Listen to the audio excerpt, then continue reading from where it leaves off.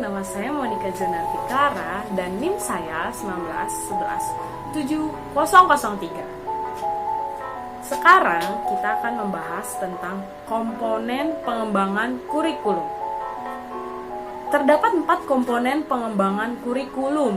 Yang pertama itu komponen tujuan, yang kedua itu isi kurikulum, yang ketiga metode atau strategi, dan yang keempat komponen evaluasi.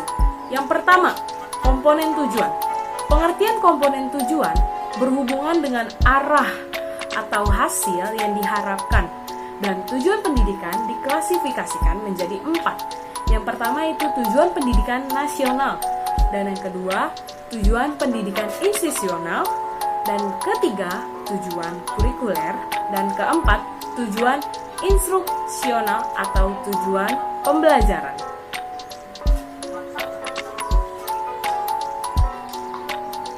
Yang pertama, tujuan pendidikan nasional. Pengertiannya, tujuan pendidikan nasional adalah tujuan yang bersifat paling umum dan merupakan sasaran yang harus dijadikan pedoman oleh setiap usaha pendidikan yang berfungsi mengembangkan kemampuan dan bentuk watak serta peradaban bangsa yang bermartabat dalam rangka mencerdaskan kehidupan bangsa. Yang kedua, ada tujuan institusional. Tujuan institusional adalah tujuan yang harus dicapai oleh setiap lembaga pendidikan. Kualifikasi yang harus dimiliki oleh setiap siswa setelah menempuh atau dapat menyelesaikan program di suatu lembaga pendidikan tertentu. Yang ketiga ada tujuan kurikuler. Adalah tujuan yang harus dicapai oleh setiap bidang studi atau mata pelajaran. Tujuan kurikuler pada dasarnya merupakan tujuan lembaga pendidikan. Dengan demikian, setiap tujuan kurikuler harus dapat mendukung dan diarahkan untuk mencapai tujuan institusional. Yang keempat ada tujuan instruksional atau tujuan pembelajaran. Dapat didefinisikan sebagai kemampuan yang harus dimiliki oleh anak didik setelah mereka mempelajari bahasan tertentu dalam satu kali pertemuan. Jadi, karena hanya guru yang memahami kondisi lapangan, termasuk memahami karakteristik siswa yang akan melakukan pembelajaran di suatu sekolah, maka menjabarkan tujuan pembelajaran adalah tugas guru. Yang kedua, ada komponen isi atau bisa kita sebut materi pelajaran.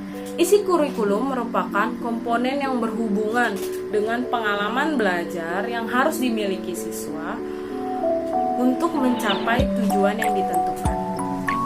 Dalam prakteknya, untuk menentukan materi pembelajaran perlu memperhatikan hal-hal berikut. Yang pertama itu valid. Dalam arti materi yang dituangkan dalam pembelajaran benar-benar telah teruji kebenarannya. Di samping itu juga, materi yang diberikan merupakan materi yang aktual, tidak ketinggalan zaman, dan memberikan kontribusi untuk pemahaman ke depannya oleh peserta didik. Yang kedua itu tingkat kepentingan. Materi yang dipilih benar-benar diperlukan peserta didik. Mengapa dan sejauh mana materi tersebut dapat untuk dipelajari. Yang ketiga itu ada kebermaknaan. Materi yang dipilih dapat memberikan manfaat akademis maupun non-akademis. Manfaat akademis yaitu memberikan dasar-dasar pengetahuan dan keterampilan yang akan dikembangkan lebih lanjut pada jenjang pendidikan lebih lanjut. Sedangkan manfaat non-akademis dapat mengembangkan kecakapan hidup dan sikap yang dibutuhkan dalam kehidupan sehari-hari. Yang keempat itu layak dipelajari. Materi memungkinkan untuk dipelajari, baik dari aspek tingkat kesulitannya maupun aspek kelayakannya, terhadap pemanfaatan materi dan kondisi setempat. Yang kelima itu ada menarik minat. Materi yang dipilih hendaknya menarik minat dan dapat memotivasi peserta didik untuk mempelajari lebih lanjut, menumbuhkan rasa ingin tahu, sehingga memunculkan dorongan untuk mengembangkan diri kemampuan mereka sendiri. Yang ketiga, ada komponen metode atau strategi. Komponen ini memiliki peran yang sangat penting sebab berhubungan dengan implementasi kurikulum. Strategi pembelajaran merupakan rangkaian tindakan termasuk penggunaan metode dan pemanfaatan yang digunakan dalam pembelajaran, dan strategi disusun untuk mencapai tujuan pembelajaran. Jadi, metode adalah upaya untuk mengimplementasikan rencana yang sudah disusun. Metode juga digunakan untuk merealisasikan strategi yang telah ditetapkan. Dalam satu strategi, pembelajaran digunakan beberapa metode. Jadi, strategi dengan metode itu berbeda. Yang keempat, ada komponen evaluasi. Komponen evaluasi merupakan komponen untuk melihat efektivitas pencapaian tujuan. Nah, evaluasi dikelompokkan ke dalam dua jenis. Yang pertama itu ada tes. Tes adalah alat evaluasi yang digunakan untuk mengukur kemampuan siswa dalam aspek kognitif. Proses pelaksanaan tes hasil belajar dilakukan setelah berakhir pembahasan satu pokok bahasan atau setelah selesai dalam satu semester.